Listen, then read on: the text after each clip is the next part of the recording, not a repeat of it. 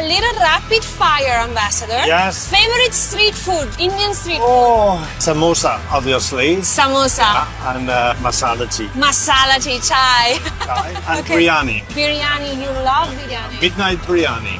Midnight biryani. That's being served after midnight. Wow. The best biryani you can get is in Hyderabad. Hyderabad, of course. What's your favorite Bollywood movie? Bollywood, Desi Brothers. Desi Brothers. Wow. So I want कह रहा हूँ कि जितने भी इस तरह के ambassador हैं, इससे पहले भी एक दो इंटरव्यू सुने हैं, वो यकीन करें इस चीज़ों के, इंडियन डिशेस के, इंडियन कल्चर के, इंडिया की सिटी के डेवलप के देखो वो बता रहे थे ना कि लोधी गार्डन मुझे अच्छा लग रहा है, कोलकाता मुझे समोसा पसंद है। जम्मू यानी इंडिया में जायके हैं, इंडिया में कलर्स हैं, इंडिया में रंग हैं, इंडिया में त्यौहार हैं, इंडिया में लैंग्वेजेस का भरमार है। अच्छा लगा समोसा, जो मुझे लगता है वो ऑलमोस्ट सबको पसंद आ जाता है। और डोसा भी।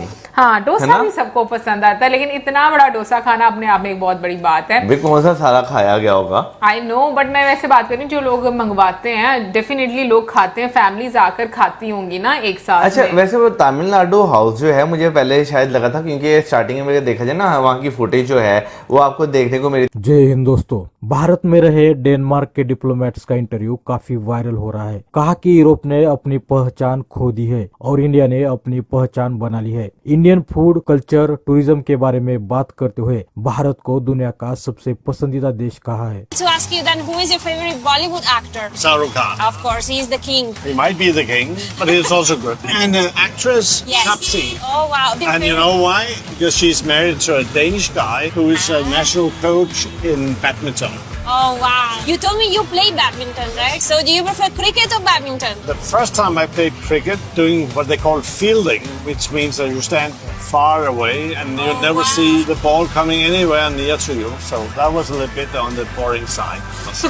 Tell me your top 3 favorite places in India. Trivandrum in Kerala. I was Okay. there recently. Fantastic place with palm trees, beaches, and all that. Obviously, also Lodgard. That's my home place. Then I like also Kolkata. There's a special place that we put money in to renovate to create new opportunities for the locals through. एक वाहिद ऐसा मुल्क है जो हर मतलब मुल्क, हर country के किसी ना किसी एरिया में कुछ ना कुछ छुपा हुआ है इंडिया का, कुछ ना कुछ।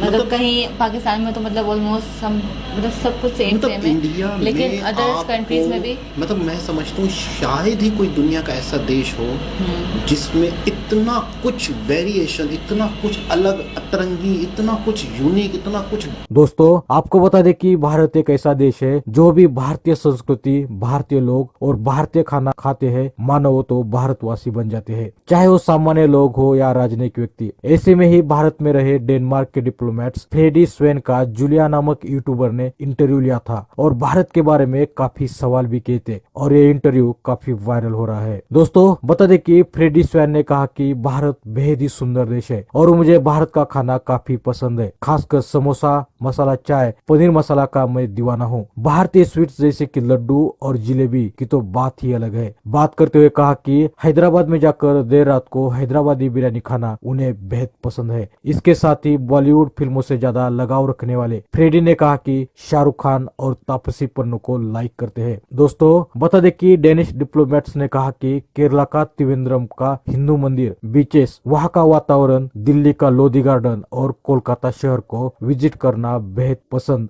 और सुखदायक होता है। भारत की बात करते हुए उन्होंने कहा कि मैं हर साल 26 जनवरी यानी गणतंत्र दिवस की राह देखता हूँ और उस दिन परेड देखना ये एक अलग ही खुशी होती है। गणतंत्र दिवस में शामिल हर राज्य की झांकी, कल्चरल इवेंट और हर राज्य का अलग अलग कल्चर यानी विविधता में एकता देखना अपने आप में खासियत है। अपना अनुभव साझा करते हुए कहा कि भारत एक देश नहीं बल्कि एक जीवित पुरानी सभ्यता है और भारत देश को छोड़कर जाना यानी मुझे एक सिविलाइजेशन छोड़कर जाने का एहसास होता है और जिस तरह से भारत ने अपनी सांस्कृतिक मूल्य और परंपरा को जीवित रखा है, इसी कारण दुनिया से भारत को अलग पहचान दिलाती है। आगे बात करते हुए उन्होंने कहा कि भारतीय संस्कृति, यहाँ के लोग और हर सैटरडे संडे अलग अलग लोगों को मिलना ये मुझे बेहद पसंद आता है। दोस्तों, अक्सर हम भारतीय लोग काफी फ्रेंडली, खुले दिल वाले और सच्चे मन के होते हैं। हमारे यहाँ लाखों विदेशी लोग घूमने आते हैं और बस भारतीय लोगों से मिलने के बाद भारतीय बन जाते हैं। हमारी सभ्यता और संस्कृति लाखों लाखों साल पुरानी है। हमारे पारंपरिक मूल्य, विविधता, खाद्य परंपरा, लोक कला, यहाँ के गाने हर विदेशी को भाती है। उन्होंने भारतीय चाय का स्वाद लेते हुए कहा कि पश्चिमी देश अपनी आइडेंटिटी खो चुके हैं, लेकिन भारत अपनी सभ्यता और संस्कृति आज भी जीवित रखने में कामयाब रहा है। इसी कारण मैं अब दिल से भारतीय बन गया हूँ। We left in 2015 first time. I was interviewed by Doordarshan and I said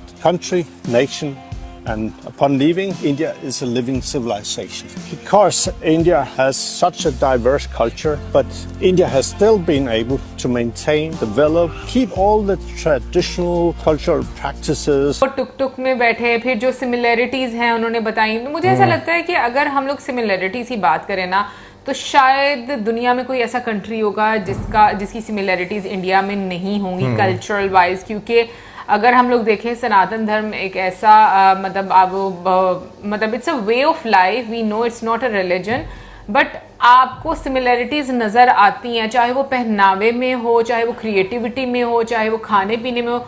कहीं ना कहीं से आपको कोई ना कोई कनेक्शन जो है वो सनातन धर्म से नजर आता है। मैं ये कहूँगा कि टाइम के साथ साथ जो है, जैसे 1947 से पहले की बात करें तो डिफरेंट जो है आपको कंट्रीज की तरफ से जो है ना इंडियन सब कॉन्टिनेंट में आपको इन्वेजन देखने को मिली। तो अगर उस चीज़ को भी देखा जाए तो काफ़ी ज़्यादा लोग जो हैं वो अपना कल्चर यहाँ पर लेकर आए, मिक्सअप हुए, कुछ चीज़ें लोगों ने अडॉप्ट की, यहाँ पर कुछ चीज़ें जो है उन लोगों ने अडॉप्ट की। तो मेरा ख्याल है इसी तरह जो है ना सिमिलैरिटीज और ब्यूटीफुल कल्चर जो है वो आपको देखने को मिलता है। बिल्कुल, ये भी एक पॉइंट है। फिर अगर वैसे हम लोग देखें तो हम लोग लाइक अगर जो डिफरेंट गॉड्स हैं, हाँ, उनको देखें तो मतलब डिफरेंट रिलीजन में तो कहीं ना कहीं पर वो जो अगर आप देख लो तो एक कनेक्शन जो है वो आपको सनातन धर्म से उनका मिलता हुआ नजर आता है, चाहे नाम चेंज हो जाए या फिर सिमिलैरिटीज आपको नजर आती हैं। हाँ, जो रिचुअल्स हैं उनमें सिमिलैरिटीज नजर आती हैं। बट मुझे सबसे अच्छी बात ये लगती है कि वो एक्सेप्ट करते हैं चीज़ों को कि वी हैव सिमिलैरिटीज। ठीक है, कल्चरल वाइज बात कर लें, क्रिएटिविटी के लिहाज से बात कर लें, बट प्रॉब्लम वहां पर आती है जहां पर आप एक्सेप्ट नहीं करते। सो मुझे ये चीज़ बहुत अच्छी लगती है बाकी सारी कंट्रीज, और आई थिंक इससे आपके रिलेशन और ज़्यादा हेल्दी होते हैं। डिफरेंट एक कंट्री में नहीं है, इस एक कंट्री के अंदर इतना डिफरेंट तो छोड़ो, इंडिया की एक थाली में इतना डिफरेंट है। एक थाली में ही आपको हर बाइट पे एक अलग जायका, मतलब आप बटर पनीर खा रहे हो, दाल मखनी खा रहे हो, दाल मखनी मैंने आपके लिए एक वो निकाला, रेस्टोरेंट निकाला, मैंने गूगल पे सर्च किया कराची में। यस, लोटस कोट के नाम से है, लेकिन दाल मखनी है 925 रुपए की। यानी कि वो हमें सिर्फ तस्वीरें दिखाई 925। पालक पनीर 1250 रुपए का। अभी मुझे क्या मालूम, क्योंकि मतलब तो दोस्तों अगर आपको वीडियो पसंद आ जाती है तो कृपया लाइक, कमेंट और सब्सक्राइब कीजिए।